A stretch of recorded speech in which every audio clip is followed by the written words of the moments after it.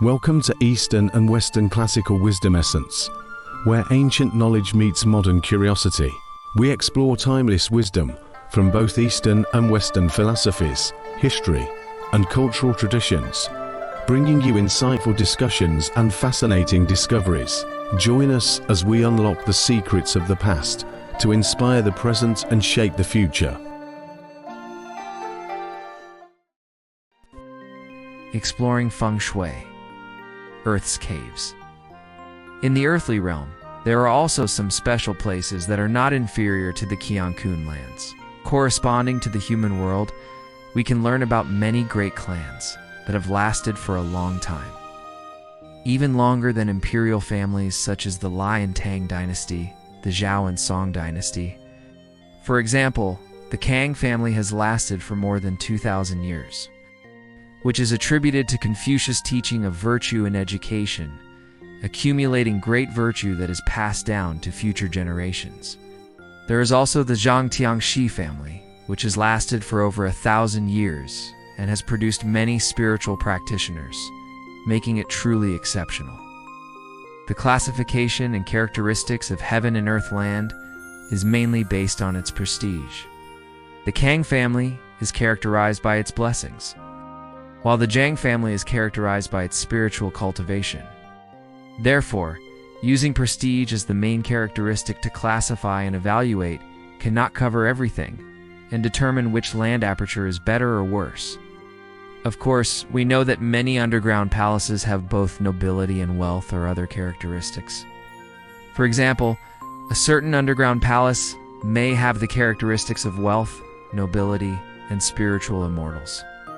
It is entirely possible that among the descendants of the 4 families that emerged from that place, one family became wealthy, one became noble, one became spiritual, similar to the situation of the Jianghu sorcerer.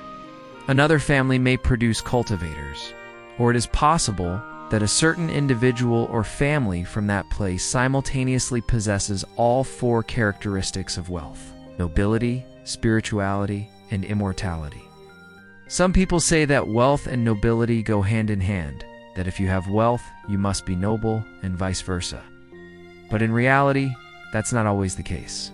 If fate has determined that you possess both the wealthy and noble traits, then yes, you are indeed both wealthy and noble. However, if fate has only granted you one of these traits, for example, only nobility, then you truly only possess nobility. In ancient China, there were many honest officials who held high positions, even reaching the pinnacle of their careers, yet they remained poor and could not afford a decent coffin even after they passed away. Wealth and status are arranged by fate, and you can't force it. What is meant to be yours will come to you through hard work and perseverance. As for those virtuous officials in history who held high positions but remained poor, it was not easy for them to become rich. However, they upheld justice and only accepted the salary provided by the state, which is equivalent to today's sunshine income. This is their duty, and the legitimate income they receive through hard work and dedication is beyond question. As for those who are both wealthy and noble, they earned their status and riches by making significant contributions, which were rewarded by the emperor or the court, making their wealth and status legitimate.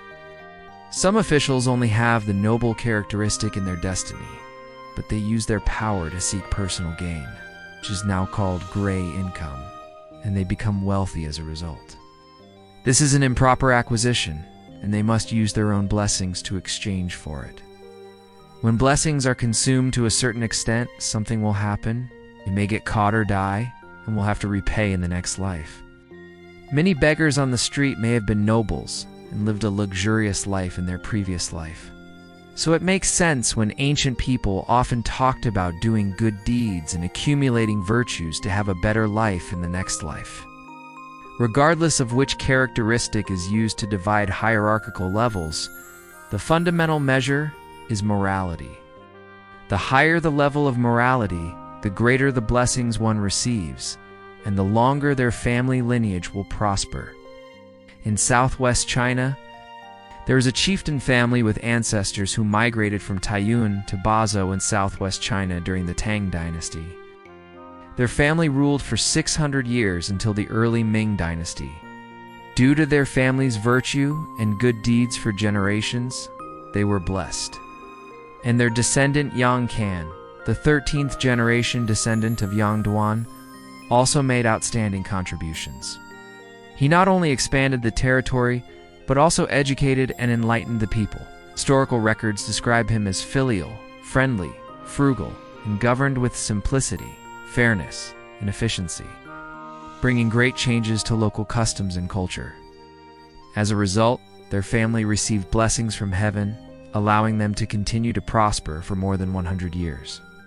It was not until the Wanli period of the Ming dynasty that the last ruler of their family, Yang Yinglong, rebelled and was suppressed by the Ming dynasty's general Li Hualong, finally ending their 700-year reign. Many feng shui masters who have a good understanding of cultivation often have access to higher-level acupoints. The earth spirits will inform them that a certain acupoint can oversee a dynasty for 700 to 800 years. Over 1,000 years, several thousand years, or even more than 10,000 years. This is quite strange considering that the longest dynasty in Chinese history, the Zhou dynasty, only lasted for 800 years. So what is the deal with these acupoints? Is it possible that the shorter the time a certain acupoint oversees a dynasty, the lower its level and ability? Actually, it's not necessarily the case. There is a matter of destiny involved here. For example, the Earth's acupoint that oversees a certain dynasty in Chinese history may not be of insufficient level or ability, but rather the destiny arranged for it only allows it to serve for a certain number of years. In this case, it may only utilize a portion of its corresponding level and ability, and the remaining part is preserved and not utilized. Another reason is that human society has different cycles of civilization, which we currently refer to as prehistoric civilization in the scientific community. Many archaeological discoveries have confirmed the existence of prehistoric civilizations, and not just once. After multiple civilizations were destroyed, a few people were left to create new ones. From a feng shui perspective, this is a fact. The Earth's layer that corresponds to this is called the Great Land of Heaven and Earth, and the layer above it that dominates a period of civilization is called the Great Land of Heaven and Earth. Some prehistoric civilizations may have existed for a very long time, some dynasties lasting for more than 1,000 years, several thousand years, or even tens of thousands of years. To the best of the author's knowledge, there is a Great Land of Heaven, an Earth that dates back 500,000 years, which means that the corresponding human civilization period lasted for at least 500,000 years.